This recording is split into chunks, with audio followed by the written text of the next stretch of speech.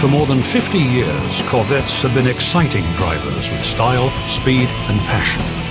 It's known around the world as the American sports car. There's no mistaking a Corvette for anything else on the road. It's a car that screams power and passion. The Corvette has turned millions of people into loyal fans.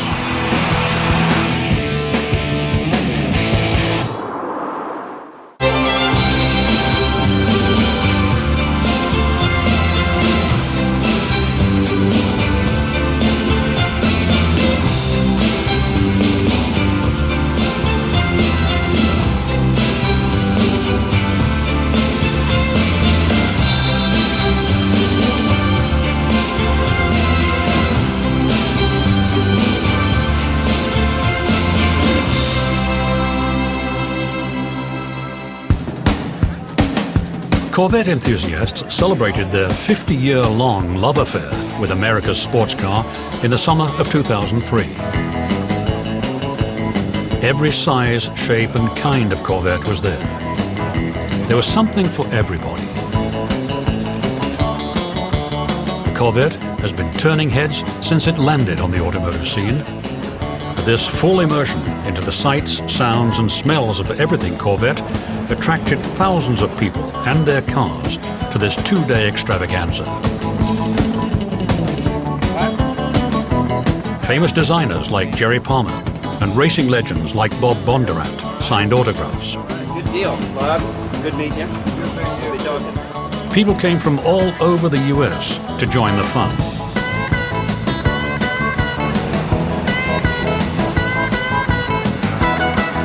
It was amazing to see how far the Corvette had come.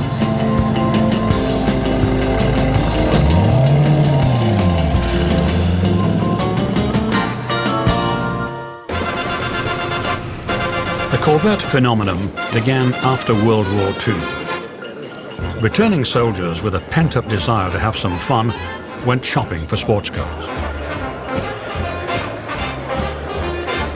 Many found that the most fun for the dollar could be had in an MG. These low-slung open-top roadsters sounded great and gave a driver a thrilling feel of the road. The MG and the other imported sports cars were light years away from what Detroit was offering in its showrooms. Their oversized sedans looked good, but they weren't sporty. Some designers decided that they should build an American sports car. They were convinced that they could build something as good as the MGs and Jaguars that were making an impression in the States. General Motors had the most money of any automaker, and its top designer, Harley Earl, was known for creating cars with flair. He invented the concept car and used these showstoppers on his daily drives to work. These cars showed off the talents of his design department. Earl's cadre of young dreamers were encouraged to push the boundaries of design. Not every idea was good, but they seemed to be in touch with what America yearned for. Their cars embodied the optimistic spirit of the day.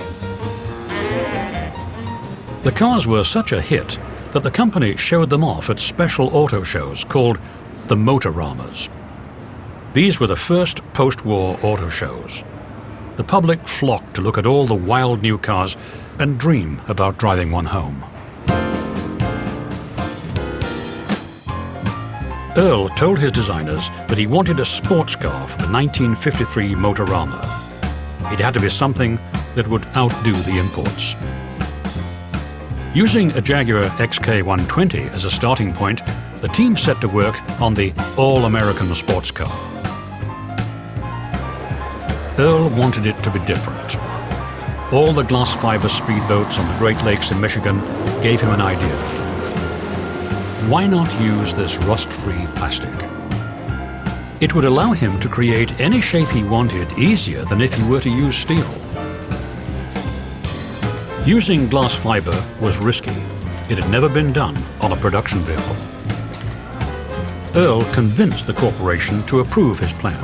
He promised that it would only be used on a concept car.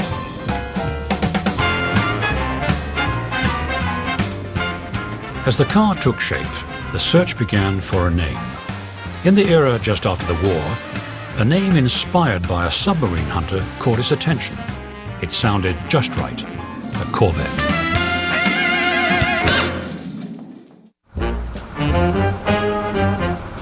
The Motorama was nearly ready to open in January of 1953 at New York's walled-off Astoria Hotel. General Motors had taken over the ballrooms and was busy converting them into a fantasy palace for chrome and steel.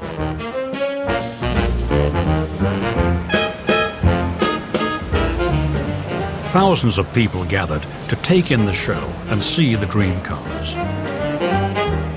Earl's new Corvette was about to make its debut.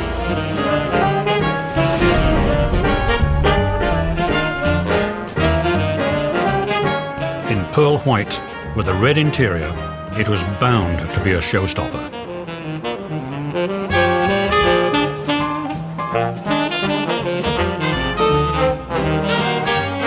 The curtains opened on a surprised couple as the press and the public got their first look at Earl's latest dream, the Corvette.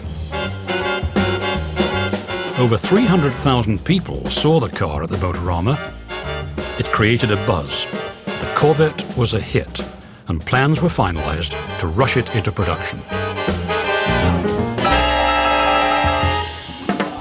Everybody was talking about the glass fiber-bodied roadster, and GM decided to go with the flow.